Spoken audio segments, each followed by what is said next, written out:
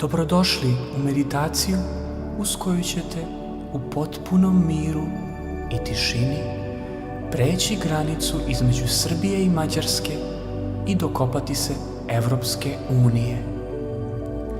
Pretpostavljam da vam je srpski ok, budući da ste već dovoljno dugo bili blokirani ovde. Pa da počnemo.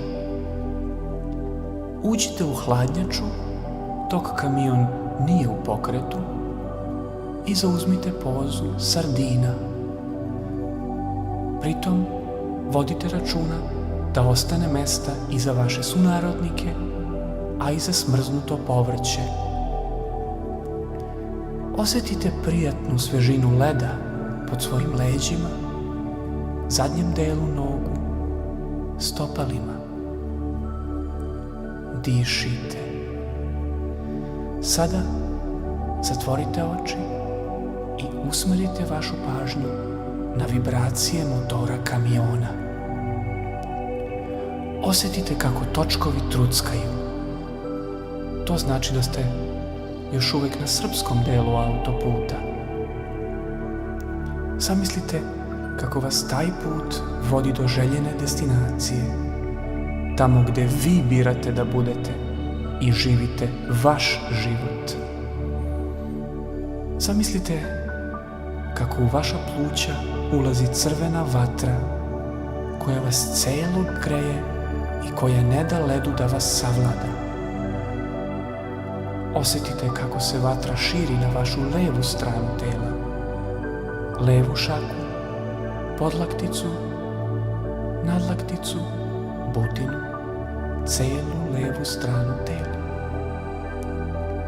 A zatim i na desnu stranu, desnu butinu, desnu podlakticu, šaku, celu desnu stranu tela.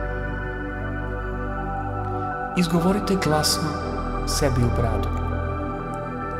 Preživeću ovo jednako lako kao što sam i granate džihadista, vode Mediterana i panduraciju Severne Makedonije.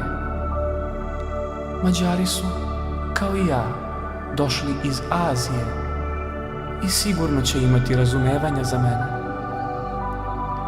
Zamislite da je led oko vas u stvari led koji je okovao jezerce u centru Stokholma, na kome se vi i vaša porodica bezbrižno igrate kao i sva ostala skandinavska socijala sredozemne provinijencije. Osjetite zahvalnost prema univerzumu što putujete okruženi hranom i to svežom. Istovremeno, ne dozvolite da vam uzbuđenje zbog toga previše ubrza dah, jer stara istočnjačka mudrost kaže da svaki čovek ima tačno određeni broj udaha u hladnjači. Dišite duboko, ali skromno. Jednom u minutu je sasvim u redu. Bravo! Ako primetite da su vam se trepavice slepile od inja, pomislite na to da zauvek napuštate ovu divnu zemlju Srbiju i pustite da vam so iz suza junačkih otopi led sa kapaka. A sada, polako otvorite oči i osjetite pozitivne efekte ove vežbe. Ako osjećate bilo šta, to je dobro za početak.